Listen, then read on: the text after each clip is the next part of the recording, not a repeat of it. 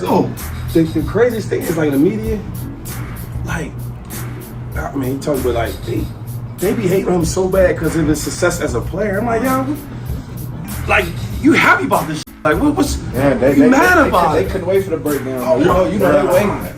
Any other coach that get in a new... We all knew, and a multitude of our fans know, that if we would have got that ball last, we were going to go down and score. We knew that. We know that. Everybody in here knows that. His teammates knew that.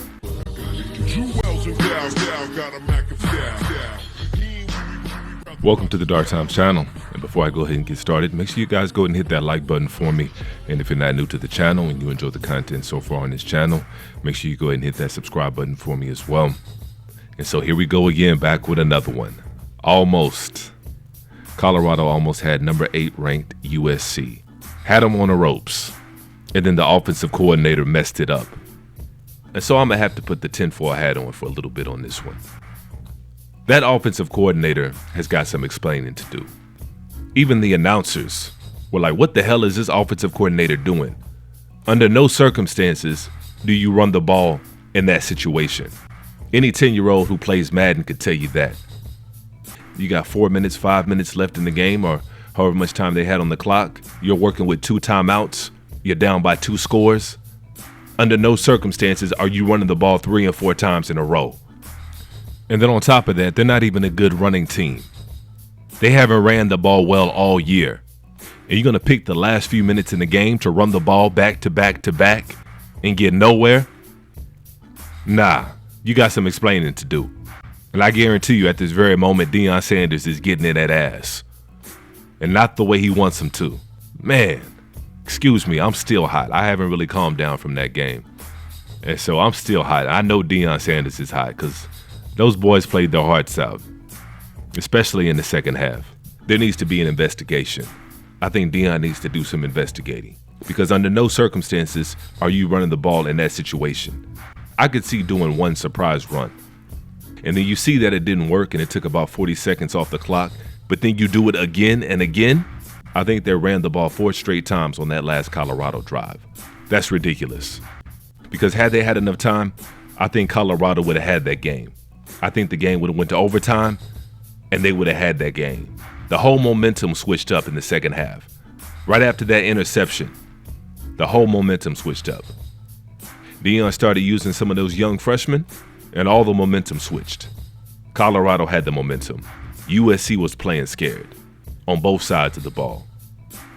And so if it wasn't for that offensive coordinator, I think Colorado would have had that game. And it would have been one of the biggest upsets in college history. And to be honest, I think a lot of the play calling has been questionable anyway. Highly questionable. So I think Deion needs to take a closer look at some of the individuals on his staff and see what's going on. See what's really going on. And I got to give a little bit of blame to Deion as well. That's his staff. Those are his guys. And so I got to imagine at this very moment, Deion Sanders is getting in somebody's you-know-what. And it's not his players, because his players played their hearts out. They played like dogs, especially in the second half. They were able to overcome some of that questionable play calling. And so you can tell that Deion Sanders and Colorado are still trying to figure out some things, and especially when it comes to personnel. Like I said earlier, he put those freshmen in, and that changed the whole momentum of the game. And so I think McClain is going to start to see a little bit more playing time. And then on the other side of the ball, that freshman receiver, Quincy Miller, another dog, I think he's going to start to see a lot more playing time. And so when Travis Hunter comes back, hopefully it's next week or the week after, it's going to be a different team. It's going to look like a different offense. And hopefully they'll be able to put some of these losses behind them.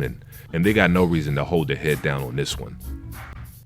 They fought hard. And like I said, a game they should have had the ability to be able to tie if it wasn't for that offensive coordinator.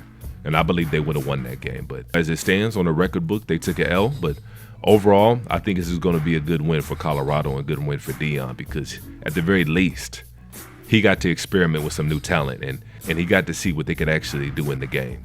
But let me know what y'all think on this one and make sure you hit the like button on your way out. And if you're not new to the channel and you enjoy the content on this channel, make sure you go ahead and hit that sub button for me as well. And as usual, peace and chaos.